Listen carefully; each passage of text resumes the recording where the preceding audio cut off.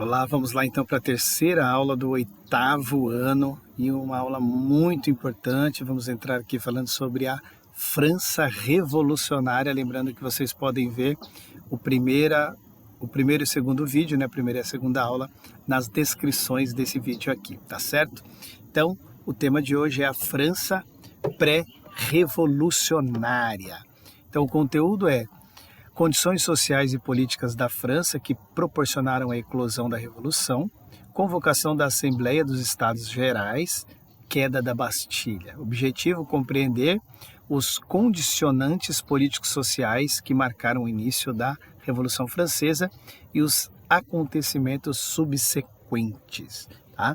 Então, vamos lá, a gente sempre começa essa aula, quando a gente fala de Revolução Francesa, com o artigo 5º da nossa Constituição. Então, o artigo 5º vai dizer: todos são iguais perante a lei, sem distinção de qualquer natureza, garantindo-se aos brasileiros e aos estrangeiros residentes no país a inviolabilidade do direito à vida, à liberdade, à igualdade, à segurança e à propriedade, nos termos seguintes. Artigo 1. Homens e mulheres são iguais em direitos e obrigações nos termos. Inciso 2. Ninguém será obrigado a fazer ou deixar de fazer alguma coisa senão em virtude da lei. 3. Ninguém será submetido a tortura nem a tratamento desumano ou degradante. E 4. É livre a manifestação do pensamento, sendo vedado o anonimato.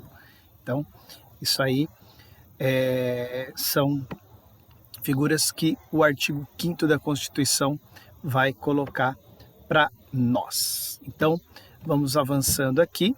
Depois vai ter algumas perguntas que o professor de vocês vão fazer e vocês vão responder relacionadas a esse artigo 5º da Constituição. Então, a sociedade francesa antes da Revolução. A sociedade francesa antes da Revolução era composta por 3 estados que representavam as camadas sociais, ou estamentos. O primeiro estado era o clero, composto por cerca de 280 mil pessoas, 0,5% da população. Sua riqueza vinha da cobrança de impostos, dízimos em suas terras e taxas dos serviços religiosos. O segundo estado era a nobreza, composta por cerca de 840 mil pessoas, 1,5% da população. Seus ganhos vinham de rendas da corte ou do pagamento dos camponeses pelo uso da sua terra. E, por fim, o terceiro estado era o povão, o povo, formado por camponeses, trabalhadores das cidades e burgueses. Era composto por 26 milhões de pessoas, ou seja, 98% da população. Formado por um amplo segmento social, como banqueiros, médicos, industriais, camponeses, servos, mendigos, soldados, entre outros. A eles havia a obrigação de pagar os impostos e o impedimento de participarem das decisões políticas. Então, eles eram 98% da população, eles tinham que pagar os impostos e eles eram impedidos de participar das decisões políticas ali da França, né? Você imagina, 98% da população impedido de participar dessa decisão política, desse dia a dia político que acaba acontecendo nas localidades. Então, essa imagem ela é clássica, ela é famosa, né, que é a representação aí dos 3 estados.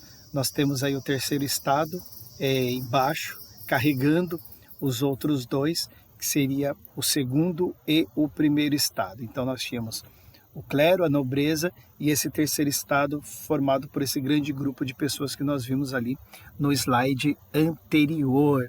Então, essa imagem muito representativa, ela vai mostrar para nós características, né, de um estado injusto, onde o terceiro estado ele era obrigado a carregar nas costas os outros 2. Além disso, ali nas vestimentas a gente vê que o terceiro estado está com roupa, com objetos que remetem ao trabalho, à força do trabalho. O segundo estado, que é o que está aqui atrás, ele está com a espada aqui e eram as pessoas responsáveis, os nobres, né, por defender o estado, por ir às guerras, etc. e tal. E aqui o primeiro estado representado pelo clero. Então, basicamente, essa era a estrutura desta França pré-revolucionária, tá certo? Então, eles estavam aí envolvidos desta forma. A convocação da Assembleia dos Estados Gerais e a queda da Bastilha. Os Estados Gerais eram uma forma de parlamento na França que representavam os 3 estados, o clero, a nobreza e o povo. Diante da crise financeira na França, o rei Luís XVI convocou os Estados Gerais em 5 de maio de 1789. Essa foi uma medida extraordinária, pois os Estados Gerais não haviam sido convocados desde 1614, olha, muito mais de 100 anos aí.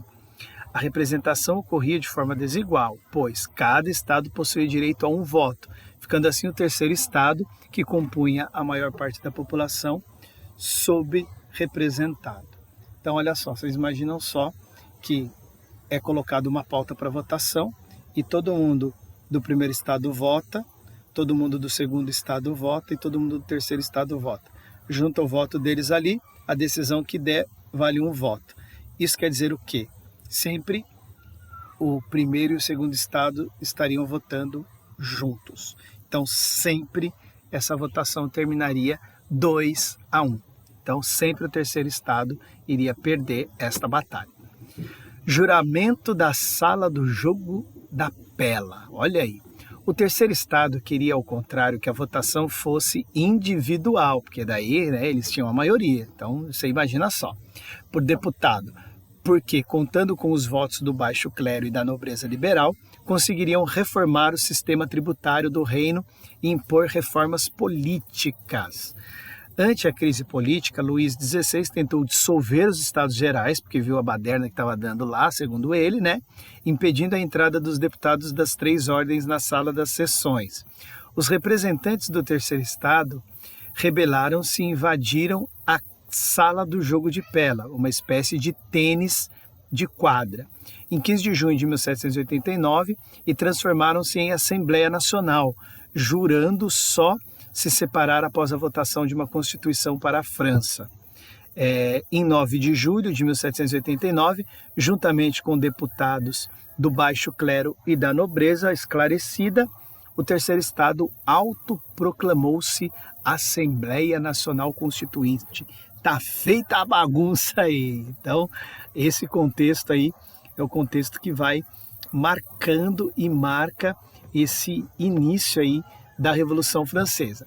O descontentamento popular e a tensão crescente levaram à tomada da Bastilha em 14 de julho de 1789. A Bastilha era uma prisão estatal e um símbolo do poder absoluto do monarca francês. Então, basicamente, aqueles que eram contrários ao pensamento do rei, de forma política, eles eram presos lá na Bastilha. Então, quando essa Bastilha é tomada, é o pontapé inicial da Revolução Francesa, um grande símbolo, uma grande marca.